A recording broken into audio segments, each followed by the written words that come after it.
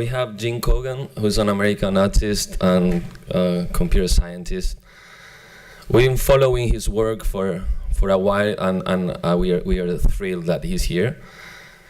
We already organized a machine learning and art symposium in Spain earlier this year, and we had Gene there, and we were absolutely mind blown by his work.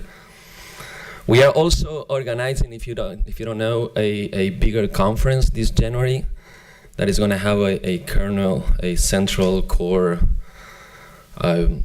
theme on machine learning, and we will have Gene again. So if you're not satisfied with this week, you'll have the chance of seeing him again.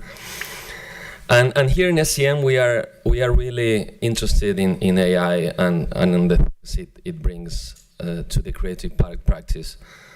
One of the main things is that it's changing what we thought was possible to do with computers. Before, we thought we had to have a formal model of the problem that we will be working on. And now we're finding that having data and having time and having computing powers, the things that we can do are absolutely unexpected and fascinating. And among the people who are pushing the state of the art, there are a few names that show up all the time and bring new things to the table from the creative practice and from the technological point of view. And among those is Gene Kogan. So I repeat, I am delighted of this attendance and of having this. So this, I'll introduce myself before I leave you with Richard, who's our dean. I am Thomas Lorenzo, and I'm organizing this together with Hector Rodriguez. So again, thank you very much.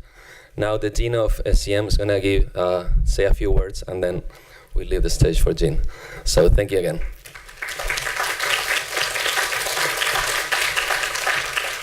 Thomas briefly mentioned this, is our Art Machines conference, Art Machines International Symposium on Computational Media Art, which will take place between January the 4th and the 7th, 2019.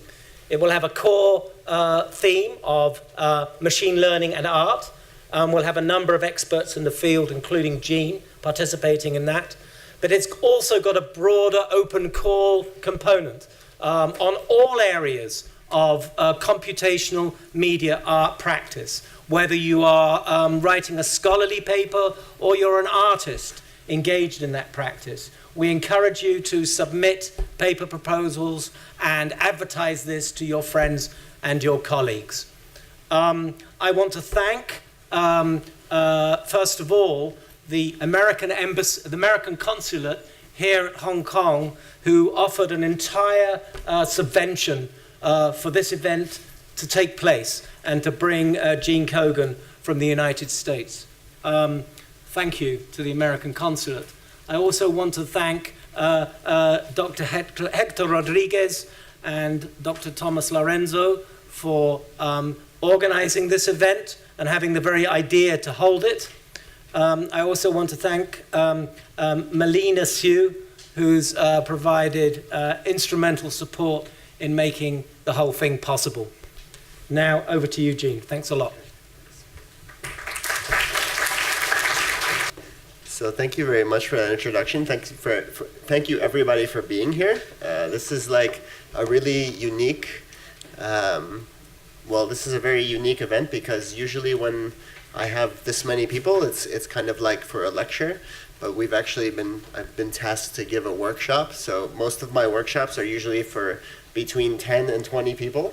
So this presents some unique challenges. We're gonna have to figure out some clever ways of making it easy enough for people to kind of participate. Just a show of hands, how many people here brought laptops? Okay, like most people. All right, good. So the one thing I want to do real quick is, did everyone get internet access, right?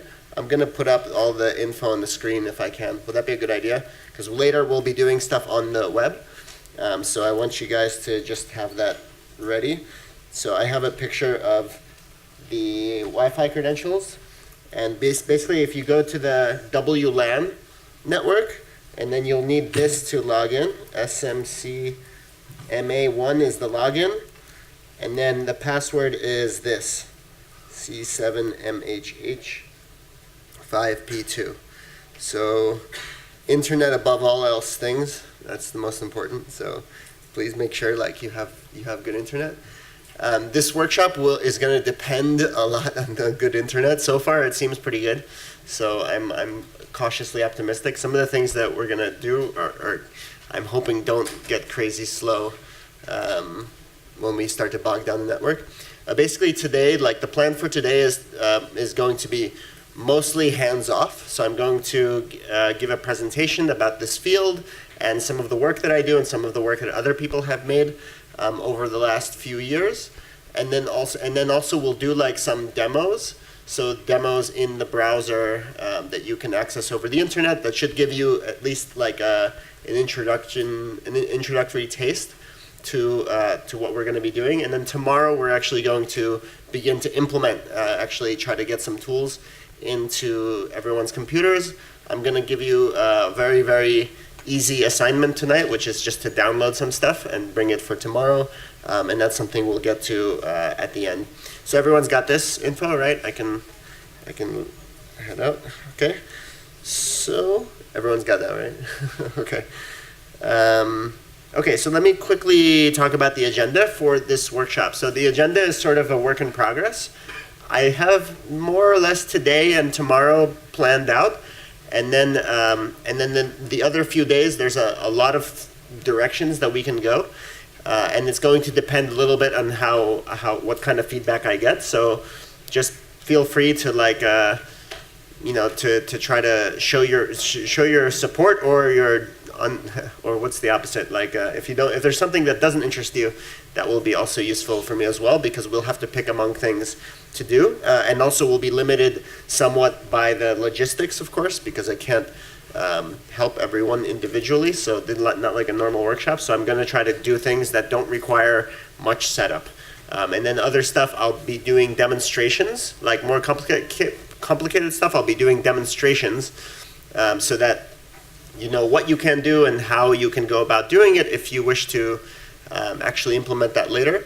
But we won't necessarily be stepping through things as I do with some other workshops. So the idea for today is I'm going to talk a little bit about, like, first, broadly speaking, what is machine learning? Something that probably a lot of people have been, of course, encountering in the news a lot over the last 2-3 years especially. And then I'll be talking about the intersection between this field and more creative fields. So that's the arts and design, and even things as broad as architecture and music have been very much touched by machine learning over the last few years. And then I'm going to do this is the second bullet point here, is going to be, I guarantee, the most boring part of this entire week, which is going to be like, how do neural networks work? Neural networks are the most important algorithm that we have in machine learning today. That may not be forever, but for now, it's at the basis of almost everything that we do with machine learning. So I'm going to actually try to step through what they are, how they work, so that we understand them at a more baseline level. Instead of looking at them as kind of like magic boxes that take in some input and give you some output, we can actually understand their properties. That really helps you understand just how flexible they are once you know a little bit more about internally how they work. And then we're going to do some like online demos. I'm going to show you a few links that have working demos. So things that, as long as everyone has okay internet connection, you'll be able to run directly in your computer. Even, I think to some degree, you might be able to run them from your smartphone even. So that's something I'll be curious to see if anyone wants to try that. And then basically towards the end of today, I'm going to take you through setting up, which is basically, I'm just going to give you a few links of things to download, and then we'll talk about the more complicated setup, which is kind of like how to set up an environment for deep learning that has GPU support. That's something that, for the most part, people's laptops won't suffice. That's something that we'll kind of talk through and see what will be the best course of action. And we won't be using that until later in the week. So that's something that we have some time to figure out what works best. And then at the very end, I have a little fun surprise for you. And I think, we'll just leave it at that, right? So Okay, and then basically tomorrow, and of course, like as we go through the days, I'm less and less certain about how this will go. I have a lot of materials, and then we can kind of go through the ones that are relevant to people. But I think tomorrow, basically, we're going to show these. We're going to show how to install some of the demos that I show you later today, and then how you can begin to modify them, make little changes to them, and maybe start to work towards creating prototypes that do interesting things that are interesting to you, that use machine learning and mostly interact with our web cameras. And then I'm going to talk about something called TensorFlow.js, which is going to be what we use for a lot of tomorrow. How many people here have heard of TensorFlow? Okay, lots of people. So TensorFlow is, for those who don't know it, it's a programming framework that is it's a little broader than this, but basically it's for machine learning. It's developed mostly by Google, but it's an open source project. And very, very recently, and I mean in the last month or 2 months, I think, they announced TensorFlow.js, which is, I think it's only 1 month old, which is really, really cool. TensorFlow.js is basically JavaScript version of TensorFlow. And as someone who was doing machine learning 5-10 years ago, none of us were doing anything in the browser. It was a joke, like the idea that you could do any of this kind of heavy computation inside of a browser and on the internet didn't seem practical. And now it actually is, which is really, really exciting. So I'll be showing you this tool. And I myself don't know it that well yet because it's only 1 month old. So we're going to be kind of experimenting with like a very, very new technology, which that's good and bad. That means it's good because it's really new. There's a lot of low-hanging fruit. Like if you make a web app with TensorFlow.js, there's not that many right now. So it's a really, really good opportunity to like create something that will probably get some attention. And then also, but it's bad because, things may not always work as we expect them to. And that's just kind of like, that's always the trade-off. Older things are more reliable. Newer things they're rough around the edges, right? So. And then, this is going to come out of that. We're going to talk about like creating camera reactive.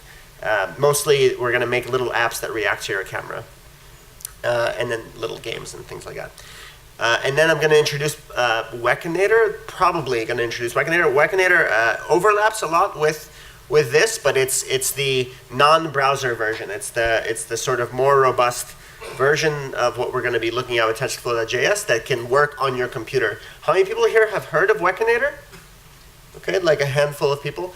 So Wekinator is a really, really great application that makes it easy to do real-time machine learning on a computer. And it's older than TensorFlow.js. It's like about 7 or 8 years old.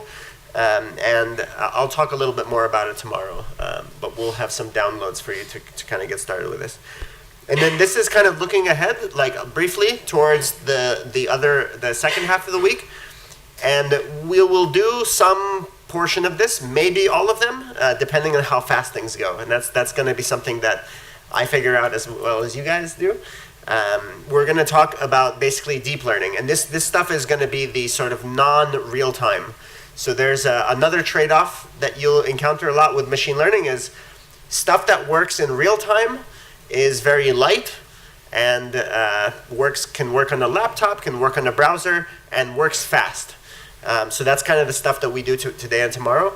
And then the opposite end of that is things that rely on much bigger networks are much less practical. So they're not fast, they're very slow, they do not work in real time, they require computational resources that are beyond what most laptops, including my own, have the capacity for.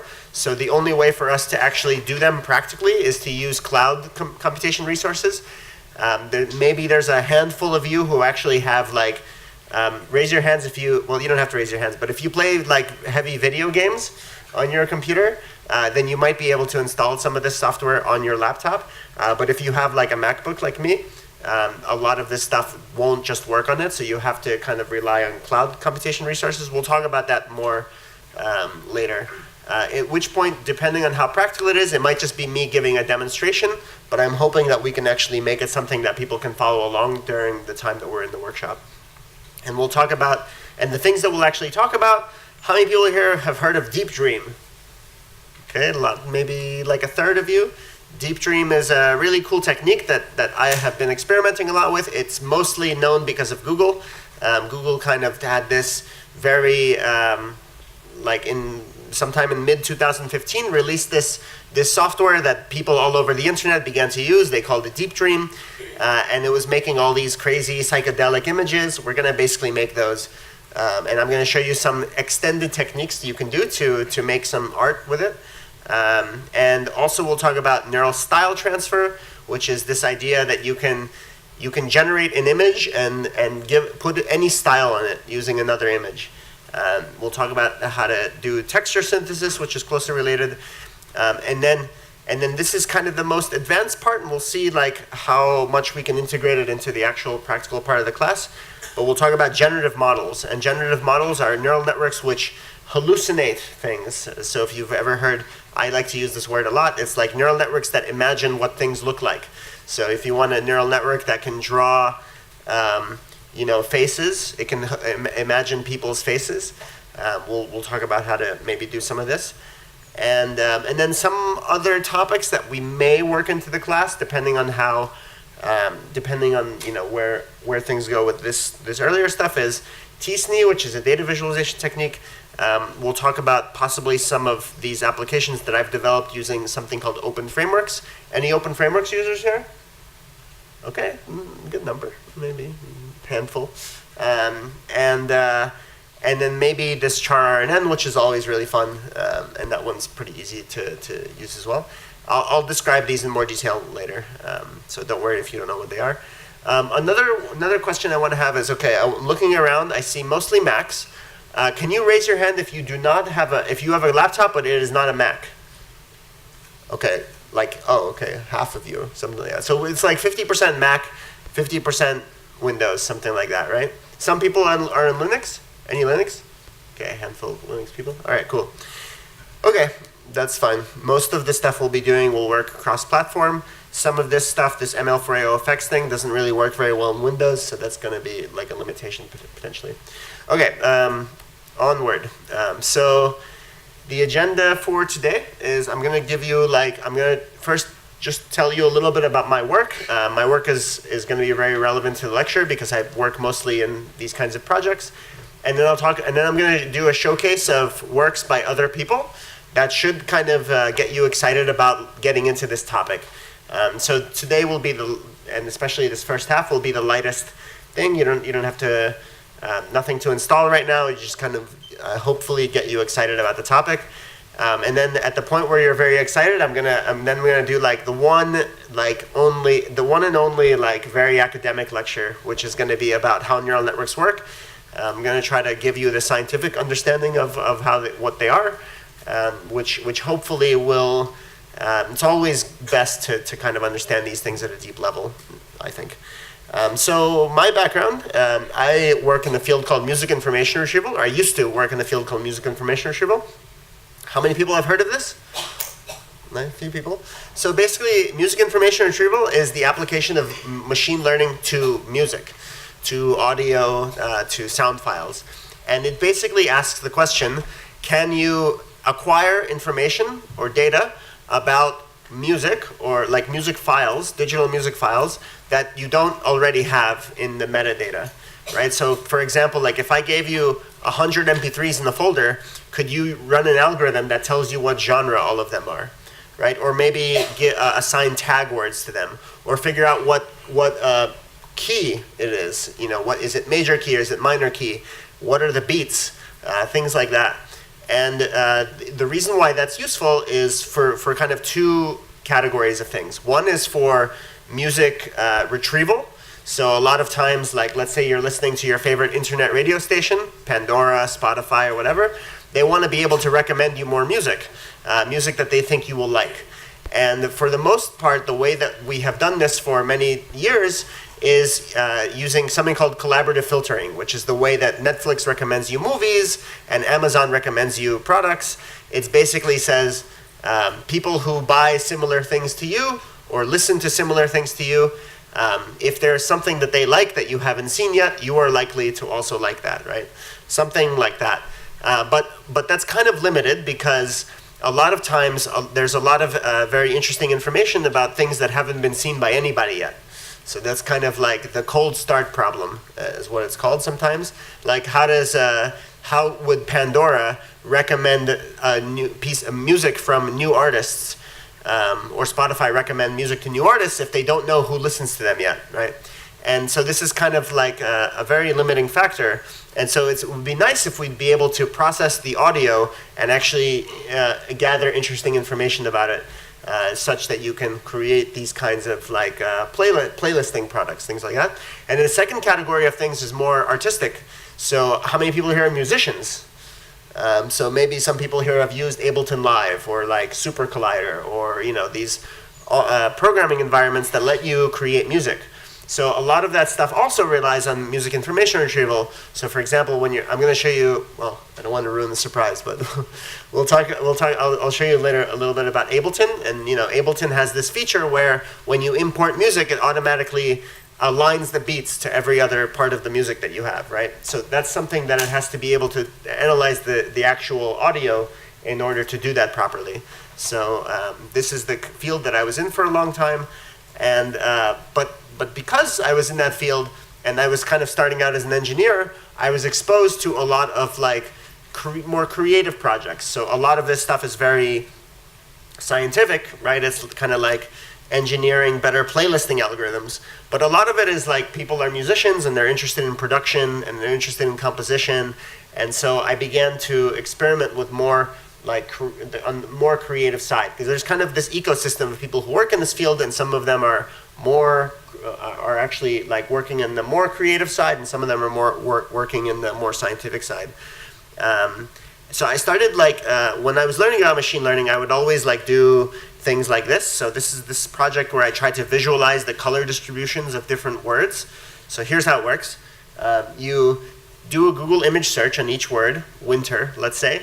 You download 200 images, and then you take all the pixels of those images and you run a type of machine learning algorithm called a self-organizing map, which we won't talk about because it's obsolete now. But you run the self-organizing map to actually visualize the color distribution of those Google images that it found.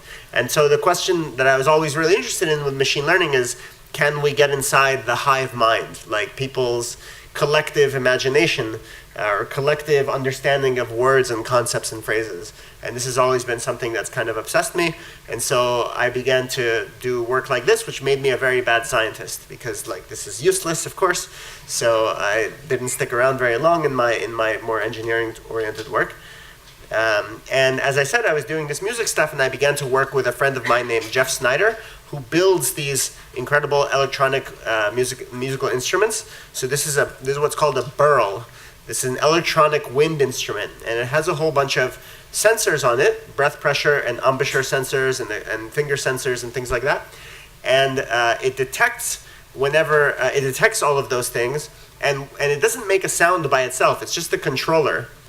So what you can do is you can have it control some digital instrument that has like a synthesizer, some sort of a program that can make digital sound and is parameterized by knobs and sliders and buttons and things like that. And so you can create a relationship, a mapping from the inputs that are on this instrument and the outputs that control that instrument. And what's cool about this, and I think I have and let me just make sure I have audio. I think I have audio through the HDMI, right? Let me just make sure I'm using it. Yeah. Okay. Well, hopefully I have audio. So for example, like here's a guy playing the burl. This is Pedro Eustache.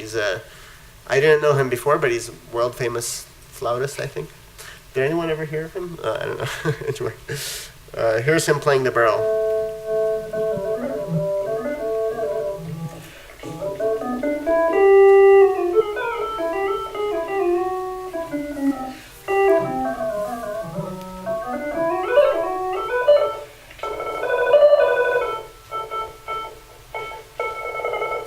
Pretty cool, right? Very expressive. So it's an example of some of the stuff we'll be kind of looking at in today and tomorrow. We're not really going to do much musical instrument design, but we are going to be talking about real-time interaction, right? And that's kind of like what's happening here. And the cool thing about this approach to music is that, you know, the way that we traditionally think of musical instruments is that there's something that you have to learn how to play before you can be creative or expressive with them, right? Everyone has to learn, like, you know, 100 Bach sonatas before they know how to play a violin or something like that, right? And that's really, really difficult, and is a big barrier to becoming creative with it, right? And here you kind of just invert that. Instead, the instrument learns you, rather than the reverse. And this lets you prototype instruments very quickly, and that lets you, well, that's kind of something that a lot of people have been very interested in. There's a whole conference called New Instruments for Musical Expression, which is basically all about this, NIME, for those who are interested in more musical stuff. Okay, so like then I began to do more, and I don't want to talk too much about this because it's not actually relevant to us, but I just want to point out, like, I started to do more generative art because in this ecosystem, like, there's also then people using processing and open frameworks and P5.js, and like, how many people here are familiar with those things, right? So those are probably much more familiar to SCM students. Of course, there's like the creative media students here, and within that within, of course, like, people doing digital instruments are doing it in like Max MSP and Super Collider, and so there's always like neighbors, and so I'm just kind of branching out and, you know, doing this generative art stuff, and that let me get really into creative coding stuff, so things like this, right? So like typical generative art, and I've always been super interested in nature stuff. I don't want to talk too much about my own projects, so I'm going to skip this stuff. It's all on my website. But basically, like, the reason why I bring it up is because I've always been interested in the overlap between generative art and machine learning, and that's going to be a little bit more about what we do in the second half of the course when we talk about generative art. So this right here is a project called Connect Projector Toolkit, which lets you calibrate a video projector like that, like the one that's here, with a depth camera, like a Kinect, or anything that can basically track the depth of three-dimensional scenes. So the idea is that if you can align the projector and a Kinect together, or any other depth camera that can track people's bodies, you can create interactive walls and interactive floors and basically interactive spaces. Work with dancers and people doing theater and performance spaces and things like that. And this is basically a computer vision problem. And computer vision has been completely taken over by machine learning over the last 5 or 6 years. So we're also going to be doing a lot of computer vision basically throughout this course. Most of the machine learning examples we're going to use are in some sense are computer vision examples. So they'll be working on the camera. Okay, so more machine learning projects, and now we're getting close to, like, what I'll be showing you is kind of a showcase of some of the works that I've made and other people have made, and I guess I'll basically start with this one. So these are most of the next few projects. I should say I'm going to talk about ML4A very quickly before that, but the next few slides will be about things you can make, basically. So there's now an emerging interest in applying machine learning to things that are traditionally, sort of within the field of interaction design. So we've had for a long time installation artists and, interactive spaces. People are probably by now quite familiar with those. That's the kind of stuff that you study here. But for a long time, machine learning was not very much a part of that because it didn't work very well. So it's a very sort of academic thing.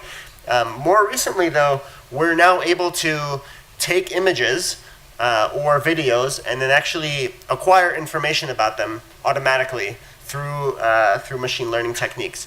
And that's really, really useful because a lot of the kinds of installations that we otherwise would not have been able to make are enabled by having this semantic understanding of a scene. So here's an example of what you can do. So for this is a work that was done in collaboration with an artist named Nancy Novacek, who had this idea that, like, what if you could write code with your body, right? So, well, how would you do that? And the way this works is that we have a Kinect. How many people here have heard of the Kinect? Okay, most people. Just for those who aren't familiar with the Kinect, it's a camera that tracks depth And through that, the software is able to detect people's bodies. So you see like the skeleton shape of this dancer's body. That's basically using the Kinect to track it. So given this data, what we did was we trained a machine learning algorithm to recognize the gestures that the dancer is creating, and then each of those become associated with a programming statement in Arduino. Any Arduino programmers here? A few? Okay. So the idea here for those who do Arduino is that the dancer is writing out the program for making an LED light blink, and is doing so with her body. And this requires being able to parse the video and basically classify each gesture as it comes in through the camera. So this is kind of a neat project from a couple of years ago that made use of some of this like evolving technology. More recently, I've been really interested in generative models, and as I mentioned, like this is the kind of stuff that we'll be talking about in the second half of the week. These are basically pix-to-pix and generative models and style transfer. I will introduce those things in more detail later in the week, but basically just the top level understanding, it's like psychedelic graphics, weird things that look like faces and birds and beetles and badgers and swimming trunks and cheeseburgers. It's like neural networks are beginning to hallucinate. They're beginning to imagine things. They're like kind of like waking up. So this has been for me like a really, really interesting area, and something that we'll touch upon later this week. And a few more things that are going to be relevant. So again, like the things that I'm showing now are going to be second half of the week basically. I mentioned neural style transfer. So what's going on here is that the image in the top left, the video in the top left is being regenerated in the style of what's on the bottom left. So that's a video that I shot in New York from the J train. Anyone who's ever been in New York knows this view very well. It's the J train crossing the Williamsburg Bridge, and basically that's being regenerated in the style of in the famous painting or Google Maps, which is one of my favorite textures to use. And it's wild. It's like the fact that this kind of thing. If you had tried this 5 years ago, you would have needed a team of 20 animators to try to make something like this. And now you can actually just do it with. Computer's freaking out. You can do it with neural networks now, which means that anyone in their bedroom can kind of do this if they have a strong enough computer, which is surprisingly accessible. So you can also do it in relatively real time. So this is something I've been using as an installation called Cubist Mirror. Right, so it's exactly what it sounds like. And I forgot to hook up my external camera, but I'm going to try to rotate this on you guys anyway. So like, it takes a while. You just all blobs. Yeah. Can anyone see themselves? And here's I'll change the style. It's Kandinsky, I think number 7. Yeah, that's the Kandinsky style. You guys know the Kandinsky. Anyway, isn't that neat? So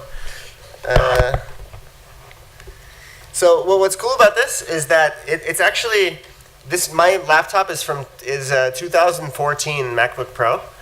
So it's pretty old, like it's probably older than most computers in the room, and it can still run style transfer at basically like 1 frame per second with a heavy delay, something like that.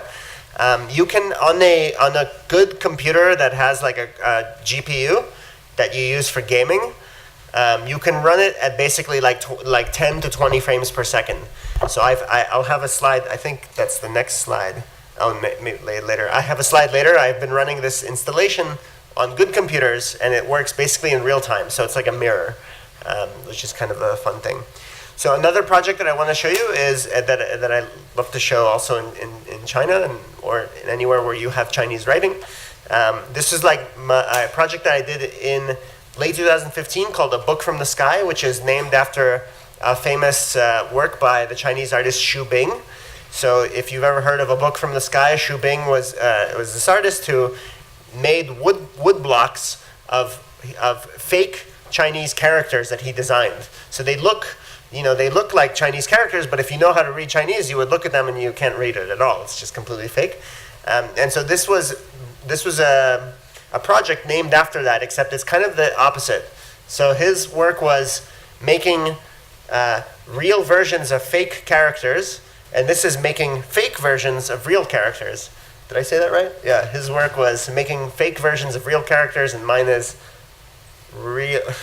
I always mess it up, right? Fake versions of real characters, yeah.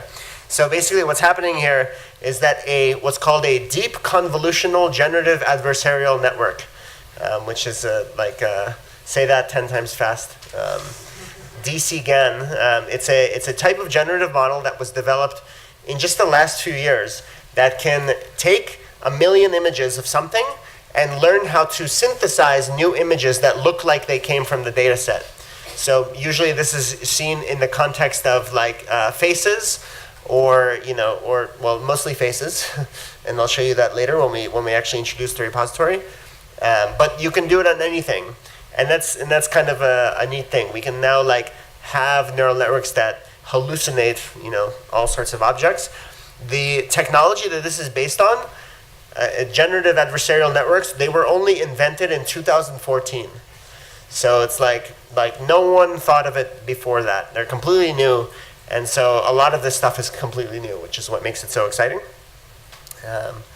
And you can do, with DCGANs, it learns this sort of representation of the data that you give it. So you can learn things like interpolations between groups of characters, and it learns kind of like how to synthesize characters in between characters, you might say.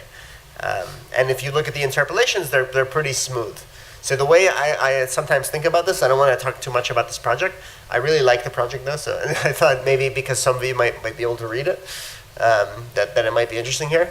But these are I think of the characters in between the characters as characters that never were. By accident of history, they could have meant something, but for some reason, no one ever put it down on paper, and so they don't exist. But maybe they could exist, right? It's what is the concept between these two different things? So anyway, that's a book from the sky. Okay, I want to make sure this doesn't blow out the speakers, because this is going to make some sound. So that's not too bad, right? Okay. All right. So what's going on? What's going on here? Let's see how fast someone can recognize what song this is. Anyone know it yet? Look at that. It takes 1 second and someone gets it. Yeah. So yeah, this is Bohemian Rhapsody, and what's happened, the song by Queen, which is usually, I think, one of the more famous songs.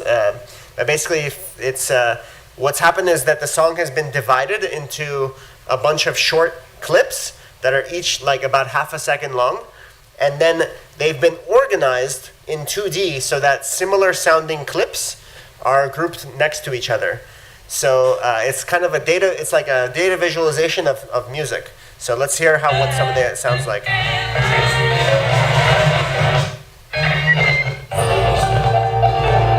So a little piano cluster there, right? So.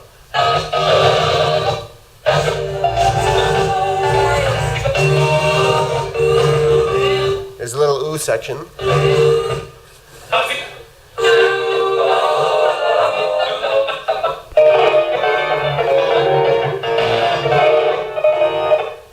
And this is my favorite section. This is the me section.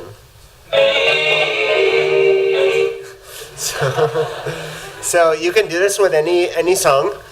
You can do it with sample libraries, things like that. And this is one of the things that we may do depending on interest. So let's see. It's one of the things that is in my bag of tricks, and we might make it part of the workshop. It's not in the syllabus right now, but for those who might be interested, at the very least, I'll show you where you can look online to make it if you're interested. But maybe we'll do a demo here also. Other things you can do. This is now just a showcase of different weird things. So there are these neural networks that can caption, that can basically use natural language to describe images, or videos. So what I did as a joke is I ran Deep Dream through it. I haven't talked about what Deep Dream is, but Deep Dream is one neural network synthesizing images that look like dogs and capsules and cars and things like that. And then you have another neural network that's telling you what's inside those images. So it goes, there's a dog here, there's a truck. So it's one neural network kind of like captioning another neural network. So it's mostly a joke, but the idea is that like you have all these really, really high level capacities that neural networks can do, and they can trade information. So this is kind of like a really fun thing, like having one neural network feed another neural network, which feeds another neural network, and maybe they go in a circle. Those are the kinds of things that like you can do now. Okay, so some more projects that again like we'll be able to. We're going to look at Pix2Pix later, which is what's used to make this project. So this is a project called Invisible Cities. This was actually done during a workshop with a group of students for a workshop in Italy just about a year and a half ago when Pix2Pix came out. And what Pix2Pix lets you do is it lets you train a neural network to do a sort of image filter, like a generic image filter. So actually, it's kind of closely related to style transfer, right? So when you have style transfer, you have an image, it goes through a neural network, and then on the other side comes out another image, which has been changed somehow, right? It's like an image filter. It's a really advanced image filter, right? So most image filters that you think of are things like blur, right? A blur or a sharpening filter. This is a filter that changes the style of it, right? So it's a very, very advanced form of a filter, but it is a filter nonetheless. It's just a transformation of an image into another kind of image. So Pix2Pix is a neural network architecture that lets you learn any image filter you want. Basically, any image filter that you can provide examples for. So for example, if you download a whole bunch of Mapbox tiles, so map tiles that look like this, like, you know, typical, this isn't Google Maps, it's OpenStreetMaps, but it's basically, you know, just map tiles, and satellite imagery, you can train a neural network to convert an image of this type into an image of this type. Right? So then what you can do is, like, and what we did with this project was we trained multiple Pix2Pix models to convert maps to satellite images of different cities. So Milan was one, Venice was one, Los Angeles was one. And then we would take map tiles from one city and run them through the generative model of the other city. So you would take Milan, and this is what Milan actually looks like. And then this is what Milan looks like if it were Los Angeles. So Milan in the style of Los Angeles, Milan in the style of Venice. The Venice one was really neat because it takes all the roads and it turns them into canals. Right? So that's kind of like a nice little feature. So more Milan in the style of Los Angeles and Venice. But the cool thing is that like it just works on anything you give it. You can just feed it any sort of data, right? So here we just make drawings on construction paper and then run them through the model of the other city, right? So this is like the place that we did this was called Open Dot Lab. So this is the Open Dot logo that we drew on construction paper, visualized as though it's Los Angeles or Venice. So this is kind of a fun project that we did. Okay, now this one's really hideous. So if you have a sensitive stomach, look away. Like, so here's with Pix2Pix, here's another cool thing you can do with it. You can train it to, so like I said, you can train it to do anything, right? In fact, maybe it would be a good idea for me to show.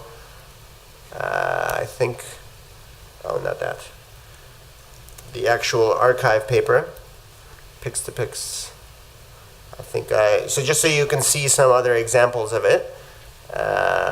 Is it this? Yes, this one. So this is kind of the stuff that you can do with Pix2Pix. So you can train label maps to photographs. So you can generate, for example, like architectural facades from a label map, or you can learn a black and white to color filter. So like, can you have a neural network take a black and white video and colorize it? So that's kind of a neat thing. More weird ones is like a day to night filter, right? So take an image of scene in the daytime and create the same thing at night, right?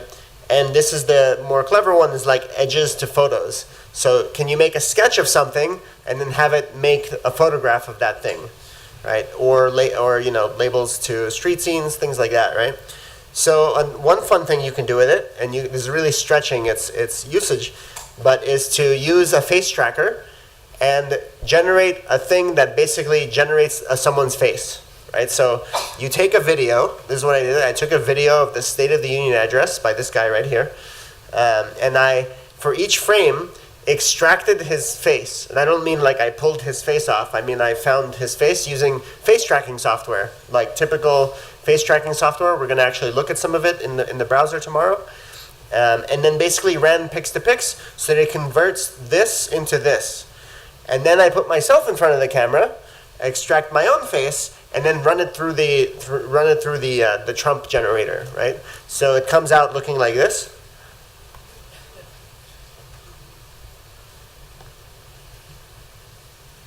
It's hideous, isn't it? So, and now like it's like my own personal meat puppet, and it runs in real time. So I've had it as the basis for installations before. And the reason why and this is actually a good opportunity to mention like one of the motivations for doing this kind of work. Like a lot of people will ask me, why do this, right? And then, there's a novelty, but it wears off. Like it's not that funny after a while. It was funny. It was really funny the first time I tried it, but after that it becomes, it's like, okay. But the thing is that we can do this stuff now, and realistically. So like, has anyone here seen deep fakes? This made a lot of news like a month or two ago, right? So this was a year and a half ago when like imitating faces was a joke. But now you can actually like imitate people's faces really convincingly. So they have this. I'll show you, for example. This is a more recent version of similar software that can synthesize people's faces really, really well. So listen to this. We do one Christmas trip. So the video on the left is real, and this on the right is totally fake. And last couple of years we've gone to bookstores. Okay. Because the nice thing about a bookstore is you can cover a lot of ground. You can get books for, the 6-year-old niece. Right. You can get books. And there's some software that people make called deepfake that lets you basically like put celebrities' faces onto anything, right? So like of course the internet joke is always put Nicolas Cage on things. So there, if you look up Nicolas Cage deepfake, you'll see that people have made compilations of like every major Hollywood movie where every character's face has been replaced by Nicolas Cage. Yeah. So that's always Nicolas Cage, right? So now, and it's not just faces, you can imitate voices too. So there's a website called Lyrebird, which lets you speak into a microphone for 5 minutes. You read some sentences that it gives you, and then it actually generates a generative model of your voice. And then you can go and type some text that you want it to say, and it will speak your voice saying those things. So I'll show you like the demo for mine. This right here is, well, okay, let me show you the politicians first.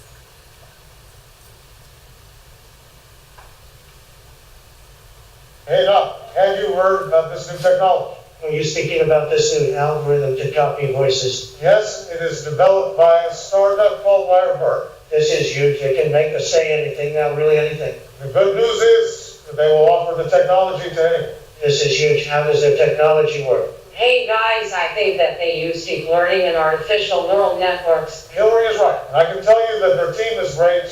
I wish them good luck. I'm sure they will do a good. It's pretty crazy, right? And you can do this demo yourself. So like this is me. I'm very excited to participate in this year's Loop Festival in Berlin. My talk is called Deep Listener Machine Learning in the Composer's Future Toolkit. Later. Anyway, that was made for another conference, but basically like, okay, you can imitate people's voices, you can imitate people's faces. At some point, you're not going to trust anything that you see online. You'll be able to like take any politician and anybody off the street can make a video of them doing whatever they want, right? So then the point of a lot of these kinds of things, they're kind of like artistic provocations, right? You say, maybe before the technology is very serious, you can actually alert people to the idea that this is actually part of their future. So, and then the question is going to be like, how do we deal with this technology? What does it change? So it's one of these things that it's good to be thinking about, not just jokes like this, but actually like serious. Okay, so now I want to show you. Let's see here. So it's 6, 7. Okay, I'm going to show you ml48.github.io. which is just a series of resources that are available to you, and we're going to be using some of them. This is just an introduction to it. We'll be actually using this as a resource later on. And then we'll talk. And then I'm going to show you some art projects that other people have made. So, so ML-Freight@github.io is something that I started compiling about like 2.5 years ago. I started giving a lot of workshops like this, although much smaller. And in those workshops, I would begin to compile materials for people to actually like that would be practically useful for workshops. And by now it contains a lot of instructional guides and demos and a lot of the software we'll be using this week. So I'm just going to take you on a little tour of it. One of the things that we may or may not use this because this is kind of like mostly Mac only. But one thing that's available to people who are on Macs is something called ML-Freight OFX, which is basically a bunch of applications that you can download that do various machine learning oriented things.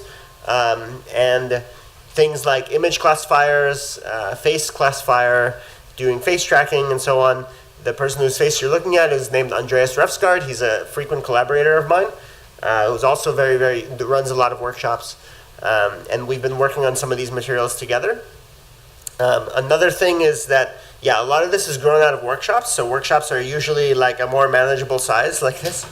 But I've had now something like 60 workshops over the last 2 years, so it's like almost a full-time job for me. Basically it is a full-time job for me.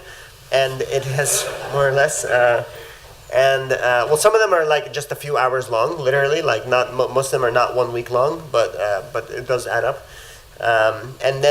But it's nice for the workshops that it reinforces my own work. So a lot of the work I develop is for the workshops, and the workshops often actually like feed back into my own work. So like, for example, Invisible Cities was a project that I made during a workshop with students.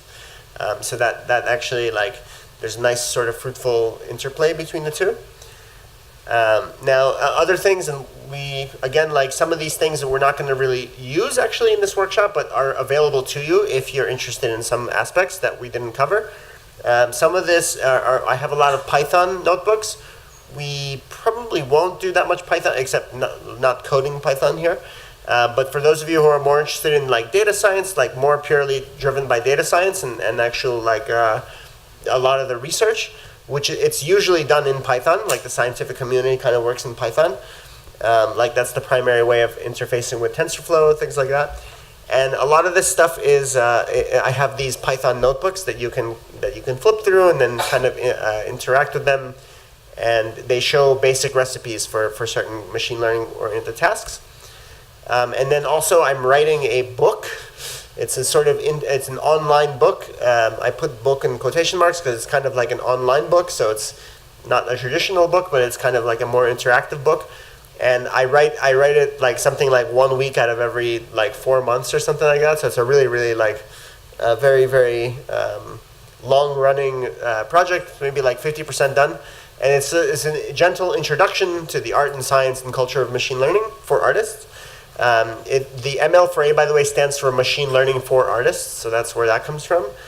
And it's supposed to be a very accessible intro, right? So, there's already lots of resources for computer scientists and engineers to get started with this stuff, not so much for artists and creative professionals and designers and people like that. And so this is kind of targeting that crowd. And it tries to be as precise as possible, but at the same time not overly low level, right? It's trying to like replace equations with visuals wherever possible, to try to use some metaphor to explain more complicated concepts, and basically try to make it as easy to get into without a very huge technical background as possible. And actually, it's been translated. The first few chapters have been translated into Chinese, into Mandarin, and also into Spanish and French, and Korean and Japanese, and maybe 1 or 2 others. Maybe a Cantonese version is next. Right? Somebody can help out with that. Okay, so now what I want to do is take you through a series of demos, and actually, not demos. Demos are later. It's a Freudian slip. First, I'm going to show you some projects, some cool projects that other people have made using some of these tools, mostly the kind of interactive stuff that we'll be looking at. And then I think that'll probably take us to 7:30, and I assume that people will typically want a break at some point. Like, like we'll have a short break in the middle, and then after that we're gonna get into like some more interactive stuff that you can play with. So this will be the last thing that we do before the break. I'm just gonna show you some cool projects that other people have made. So this is something called Objectifier. So this was made by a student at a place called Copenhagen Institute for Interaction Design. I've done a couple of workshops here. And what he did was, this was using actually the ML4A OFX repository that I mentioned a few slides ago. What he did was he built this little device that has a camera inside of it. And the camera, it was communicating with a computer off screen. So he actually, the next thing he wants to do is make everything happen in this little device by itself, have the computer inside. He just hasn't done that yet. But imagine that it's just doing everything inside the computer. So it has a small, it has a small camera, and it has a neural network that is processing the camera feed. And what you can do is you come up to people, and you let them train it to control whatever appliances they use. So here, you see here what's going on is the camera is looking at his hand, and he trains it to recognize when his hand is closed and when his hand is open. And when he opens his hand, the light turns on. Right? Yeah, exactly. And when he closes his hand, the light goes off. Right? So creating a way of switching appliances on and off depending on what a camera sees. In fact, I think it would be nice to maybe show this Objectifier, Vimeo, Yorn. This is a nice little demo. Is it this? Yes. So let's look at this really briefly.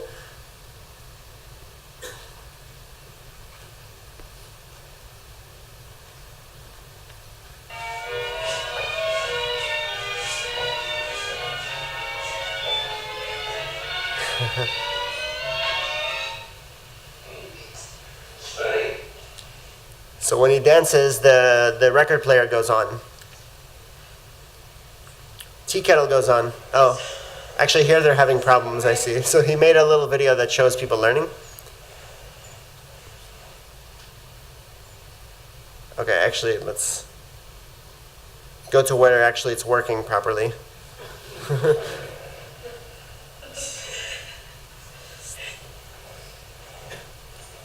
Light goes off. There's also like another one is like a reading lamp.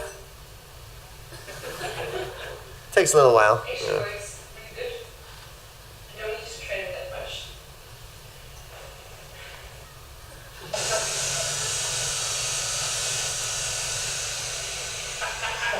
He took off the safety glasses so the bandsaw stops.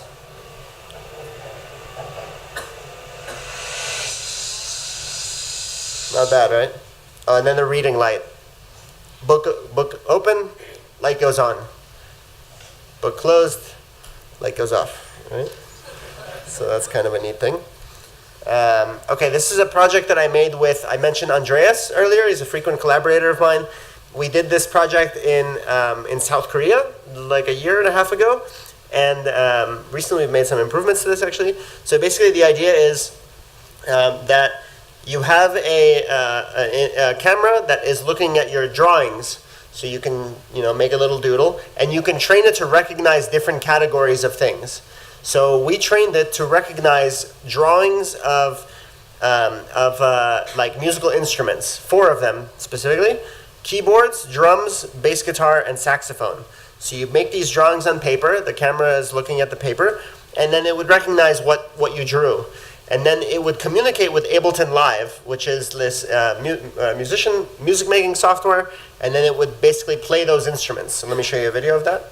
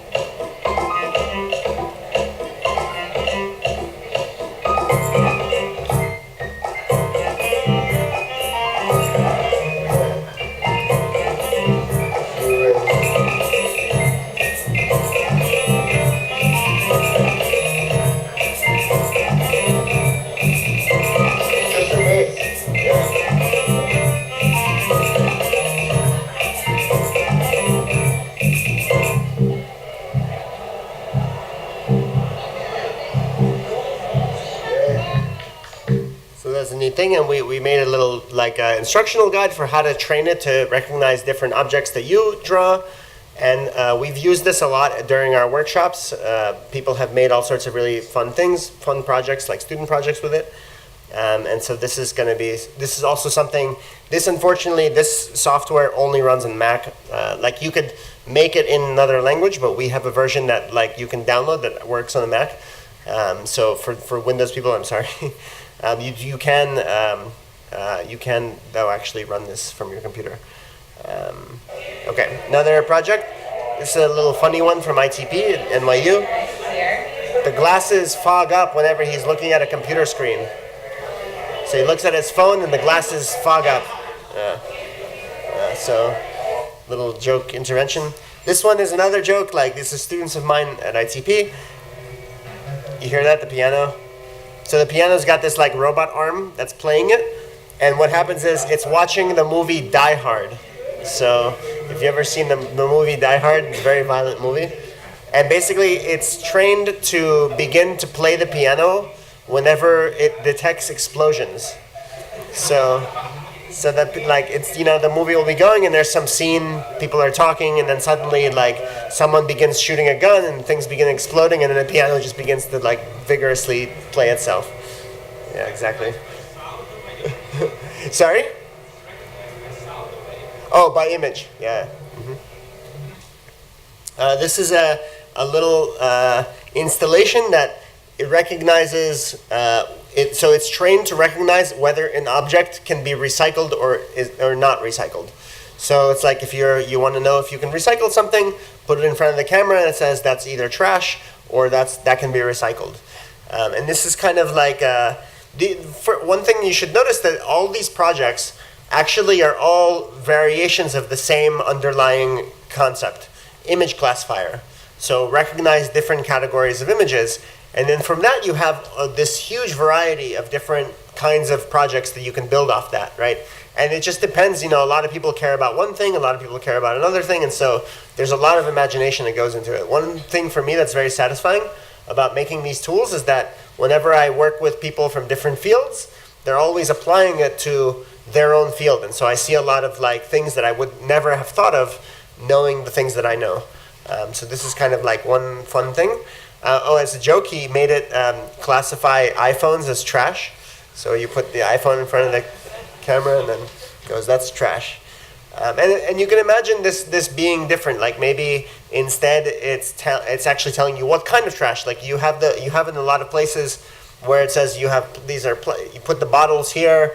This is paper garbage. This is, you know, like, and sometimes it's really hard, like, right? Some things it's not obvious what kind of garbage it is. So maybe you can have a little camera that automatically sorts it, things like that. So that's kind of like, you can imagine these things not just being art projects, but very quickly becoming like real products that you can design. So this is Doppelcam. So basically it's this camera that you take a picture of something and it searches through a big database of images and then gives you back an image that's similar to the picture that you gave it. So here you give it a picture of some ice cream and it gives you back these two random like seashells from the Philippines, evidently. So Doppelcam, like as in doppelganger. This is a really cool project called Terra Pattern. The names of the people are cut off here. But it's made by Golan Levin and some collaborators. And basically what's happening here is that you have like a reverse image search for satellite imagery.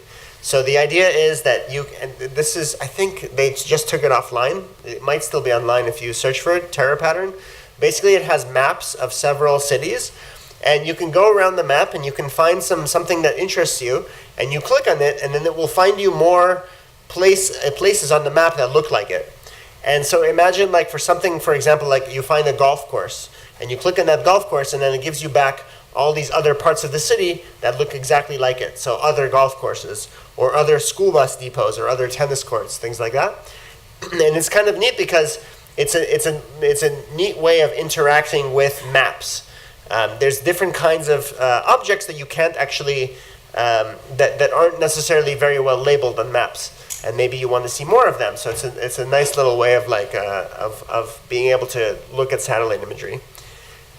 There's a bunch more. I'm not going to show you all of them, but there's or actually any of them. But I just want to mention there's a few really neat machine learning experiments on this thing that Google did called AI experiments. I actually contributed something to this. And it's basically like maybe a few dozen examples of little creative hacks. Some of them work on phones, drawing apps, things like mostly drawing apps, I guess, and cool little just creative hacks of machine learning. And a lot of them have code online. So for those who want to tinker with the code, you can actually find it online. You just search up AI experiments, Google AI experiments. Okay. So I mentioned the audio T-SNE, which I showed you with Bohemian Rhapsody. So this is actually made by a friend of mine. This is he's really into live coding. So live coding means you're programming music in front of an audience, like you're writing code on the screen. And so he combines that with the audio T-SNE and makes these live coding paths through all of his samples. And so it's kind of creates very ethereal sort of music. This is a project by, it's a little loud, I'll just pause this really quickly. This lets you interact with a neural network inside of VR. So this is AI and VR, complements of Cassie Tarakagian. Basically, you have a convolutional neural network inside of the browser, and you're like drawing shapes of numbers, and it's telling you what numbers they are. And it's a neat way of like learning about how convolutional networks work and things of that sort.